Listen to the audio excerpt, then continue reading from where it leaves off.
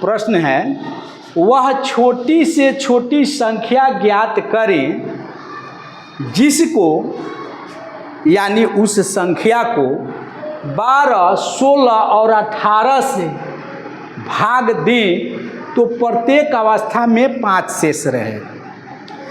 किस संख्या से भाग देना है? 12, 16 और 18 से भाग देने पर कितना कह रहा है प्रत्येक अवस्था में शेष रहे? 5 शेष रहे। अब एक बात समझिए यहाँ, इसको बनाने के पहले 2 और 3 से एक ही संख्या है, संख्या एक ही है, जिसमें 2 से भी भाग दिया जाए और 3 से भी भाग दिया जाए तो शेष कितना बचे? 1 बचे। कि एक ऐसी संख्या जिसमें 2 और 3 दोनों से अलग अलग भाग दें तो प्रत्येक अवस्था में शेष 1 बचे।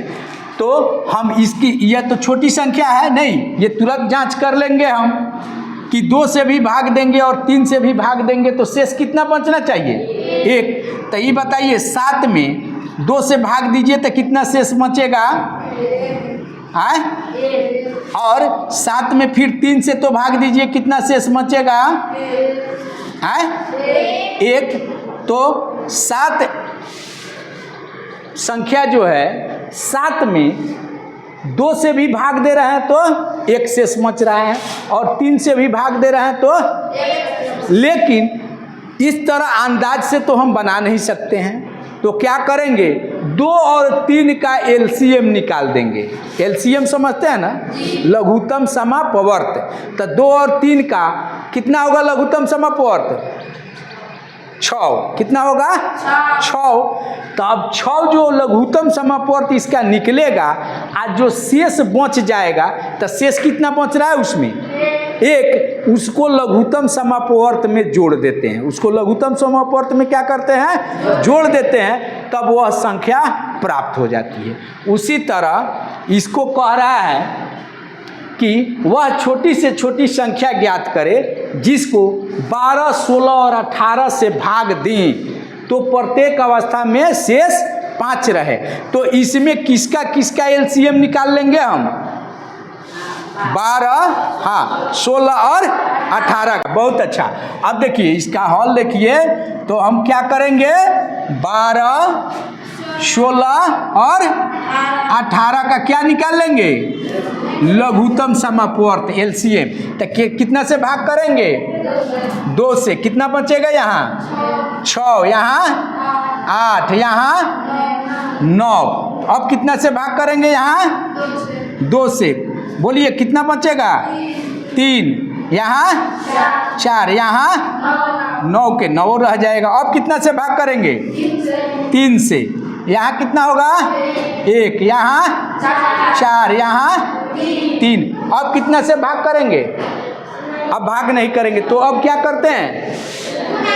गुना करते हैं। किसको किसको गुना करेंगे? अब हो जाएगा एलसीएम इक्वल, यानी लघुत्तम समापवर्त इक्वल क्या हो जाएगा? किसको गुना करेंगे? बोलो। हाँ बोलो। 2। हाँ 2 गुना 3। बहुत अच्छा। गुना 4 गुना 3। गुना करके देखो कितना आएगा? 2 दूना 4, 4 तिया 12, 12 चौका 48, 48 तिया 48 में 3 से गुना कर दो, कितना हो जाएगा? 8 तिरका 24 के 4, हाथ में 2, और उसके बाद 3 चौका 12, 2 14। कितना आ गया इसका एलसीएम? 144। यानी नहीं, अभी सही नहीं है। अब जो है 12, 16 और 18 से 144 में पूरा पूरा भाग लगेगा। यही तो समझना है कि 12, 16 और 18 से 144 में पूरा पूरा भाग लगेगा। आया आपका प्रश्न कह रहा है कि 12, 16 और 18 से भाग दे तो पूरा पूरा भाग नहीं लगे, शेष 5 बचे। शेष 5 बचे तो 144 में तो हम 12 से भाग देंगे तो पूरा पूरा लग जाएगा, 16 से पूरा पूरा लग जाएगा, 18 से भी भाग देंगे तो पूरा पूरा लग जाएगा। तो शेष तो नहीं बच रहा है। तब 5 शेष बचे, उसके लिए इसमें कितना जोड़ना होगा? इसमें कितना जोड़ देंगे? 5। कितना जोड़ देंगे? 5। यानी वह छोटी संख्या लिखेंगे अभीष्ट संख्या, यानी जो निकालना है अभीष्ट संख्या, यानी वह छोटी संख्या कितना हो जाएगा? जो एलसीएम निकाले हैं उसमें कितना जोड़ देंगे? 5 जोड़ देंगे। कितना आंसर आ जाएगा?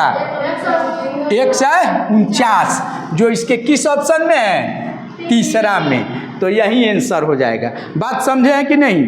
इसका क्या करेंगे? पहले एलसीएम निकाल देंगे। एलसीएम निकल जाएगा तो कह रहा है कि प्रत्येक अवस्था में शेष कितना बचे? 5। तो हम क्या करेंगे? जो एलसीएम निकलेगा उसमें 5 को जोड़ देंगे। नहीं, अब 149 में आप 12 से भाग देकर देख लीजिए, 5 शेष बच जाएगा। 16 से भी भाग दीजिएगा तो 5 शेष बचेगा, और 18 से भी भाग दीजिएगा तो 5 शेष बचेगा। इसको जांच कर देखो तो